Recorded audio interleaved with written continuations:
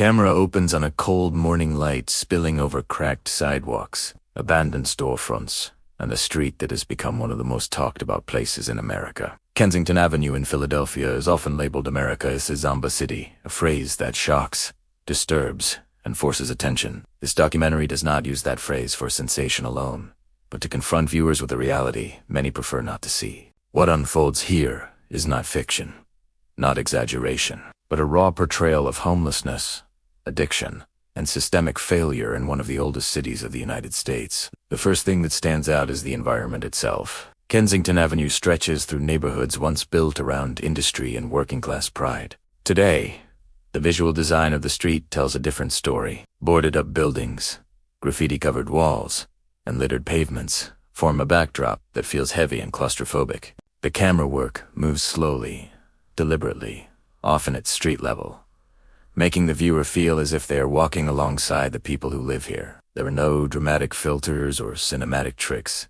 just natural light, handheld motion, and long takes that refuse to look away. Performance in this documentary does not come from actors, but from real people whose daily survival is on display. The individuals seen slumped over, pacing back and forth, or quietly sitting on the curb are not performing for the camera. Yet their presence delivers a powerful emotional impact.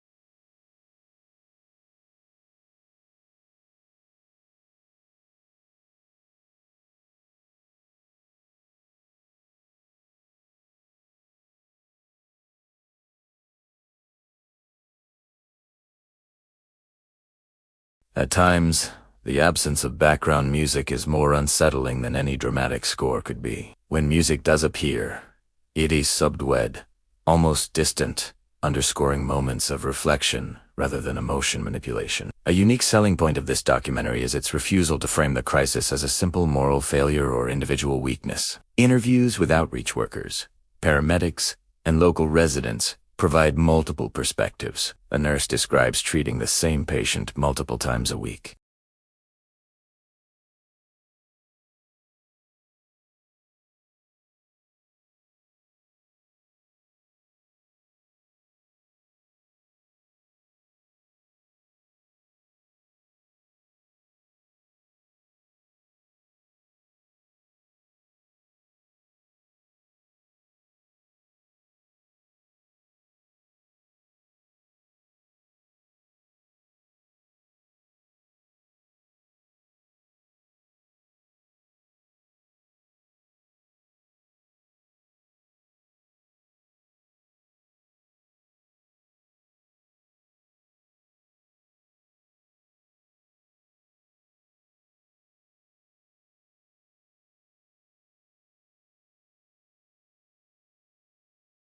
This not only adds visual texture but also symbolizes the instability and uncertainty that define life in Kensington. There is no attempt to beautify the environment, and that honesty is one of the documentary's greatest strengths. Another standout feature is how the documentary addresses the term zombie city itself. Rather than embracing it uncritically, the narrative challenges the dehumanization behind the label. The camera often focuses on faces, hands, small gestures, reminding viewers that these are people with histories, families, and identities beyond addiction. This approach sets the documentary apart from sensationalized social media clips that reduce Kensington to a spectacle. The performance of the narrator, if present, is restrained and respectful. The voice does not dominate, but guides, offering context while leaving space for the visuals to breathe. This balance makes the documentary accessible to viewers who may be unfamiliar with homelessness issues, while still respecting the intelligence of the audience. In terms of structure, the documentary gradually expands its scope. It begins on Kensington Avenue itself, then zooms out to discuss Philadelphia's broader challenges, and finally connects to local crises, to national trends in housing affordability, mental health care, and drug policy.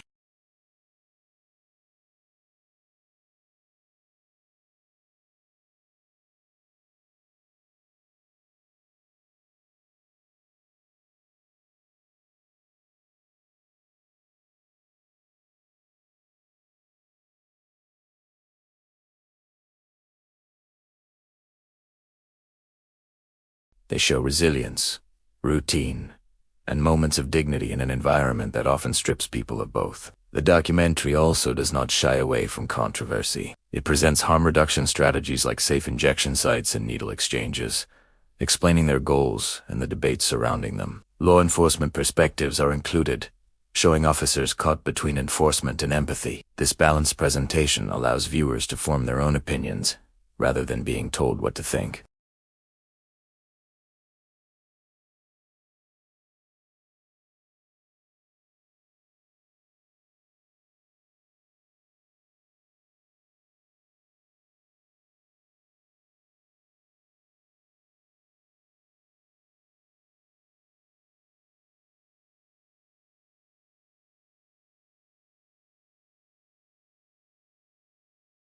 That in itself is a unique selling point. It feels less like a viral video and more like a piece of visual journalism meant to be absorbed, not skimmed. The ethical considerations behind the camera are also worth noting. Faces are sometimes blurred, consent is discussed, and vulnerable individuals are treated with care rather than exploitation. This ethical approach enhances credibility and trust, making the documentary feel responsible rather than invasive. As the narrative progresses, it becomes clear that Kensington Avenue is both a symptom and a warning.